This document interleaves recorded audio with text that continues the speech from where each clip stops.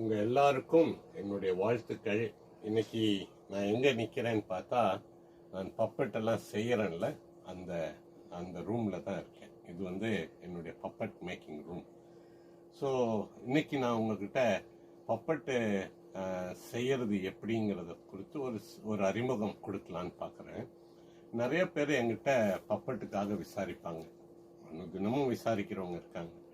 ஆனால் விசாரிக்கிறவங்க எல்லாருக்கிட்டையும் ஒரு கம்ப்ளைண்ட் இருக்கு. ரமேஷ் பிரதர், உங்களோட பப்பட்டு ரொம்ப விலையாக இருக்குது பிரதர் அப்படின்னு சொல்கிறாங்க. ஆனால் நான் நிர்ணயம் பண்ணியிருக்கிற விலை நான் சம்பாதிக்கிறதுக்காக இல்லை. அஃப்கோர்ஸ் அதுலேருந்து கொஞ்சம் பணத்தை உருவாக்குறது தான். ஆனால் நான் அந்த பணம் என்னை அதிகமாக நான் நல்லா பொருளாதாரத்தில் பயங்கரமாக ஓஹோன்னு வளர்கிற அளவுக்கெல்லாம் அது அப்படியெல்லாம் இல்லை. நியாயமான ஒரு வேலை தான் நான் வச்சுருக்கேன். அதுக்கு ஏன் காரணங்கிறத நான் உங்கள்கிட்ட இன்னைக்கு சொல்ல போகிறேன். பாருங்கள், இந்த பப்பட்டு நான் செய்யும் பொழுது நான் எப்படி பப்பட்டு ஆரம்பித்தேன் அப்படிங்கிறத சொல்கிறேன். ஆரம்ப காலகட்டத்தில் காலேஜ் படிக்கும்போது சின்ன வயசில் ஒரு பப்பட் பண்ணுறவங்கள பார்த்தேன். கிறிஸ்டோஃபர் அண்ணன் சேலத்தில் பண்ணாங்க. அதில் ஈர்க்கப்பட்ட நான் அப்படியே வளர்ந்து வரும் பொழுது அந்த பப்பட் எங்கே கிடைக்கும், நடுவில் எப்படி கிடைக்கும் அதெல்லாம் தெரியல. காலேஜ் படிக்கும் பொழுது சென்னைக்கு வந்துட்டேன். சென்னைக்கு வந்தப்போ தான் பப்பட் செய்கிறவங்க எல்லாம் எனக்கு அறிமுகமானாங்க. நான் அவங்க பின்னாடி எல்லாம் அலைஞ்சிருக்கேன். 300 ரூபாய் தான் அப்போல்லாம் பப்பட். அந்த பப்பட்டை வாங்குறதுக்கு என்கிட்ட காசு இருக்காது. அவங்க பின்னாடியே ஏக்கமாக அலைவேன்.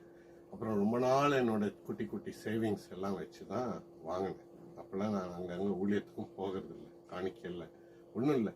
அப்படி வாங்கினேன். 300 ரூபாய் கொடுத்து பப்பட்டு வாங்கினேன். அந்த பப்பட்டை வச்சு ஊழியங்கள் செஞ்சுட்டு இருக்கும்போது எனக்கு அமெரிக்காலேருந்து ஒருத்தர் ஒரு பப்பட்டை கிஃப்ட் பண்ணார். ஆனால் அந்த பப்பட்டை பார்த்தோன்னா எனக்கு ரொம்ப மனசெல்லாம் அப்படியே கவரப்பட்டேன். ஏன்னா அந்த பப்பட்டு ரொம்ப வித்தியாசமாக இருந்துச்சு. ரொம்ப செய்முறையெல்லாம் ரொம்ப குவாலிட்டியாக இருந்துச்சு. அதோட லுக்கு, ஃபினிஷு எல்லாமே வேற மாதிரி இருந்துச்சு. அப்போ எனக்கு அது எப்படி செய்கிறாங்க, அங்கேருந்து வாங்கிடுவோம், அமெரிக்காலேருந்து வாங்கிடுவோம்னு எனக்கு தெரிஞ்ச எல்லா சோர்ஸ் மூலமாகவும் வாங்குறதுக்கு முயற்சி பண்ணால் குறைஞ்சது $50, $60, $100ங்கிறாங்க. 300 ரூபாய் எங்கே இருக்குது, $100 எங்கே இருக்குது? என்னால் வாங்கவே முடியாது. அந்த விலையெல்லாம், அந்த காசுலாம் நான் என்னைக்கு பார்ப்பேன் அப்படிங்கிற நிலைமையெல்லாம் இருந்துச்சு. ஆனால் ஆசை மட்டும் எனக்குள்ளார போகவே இல்லை.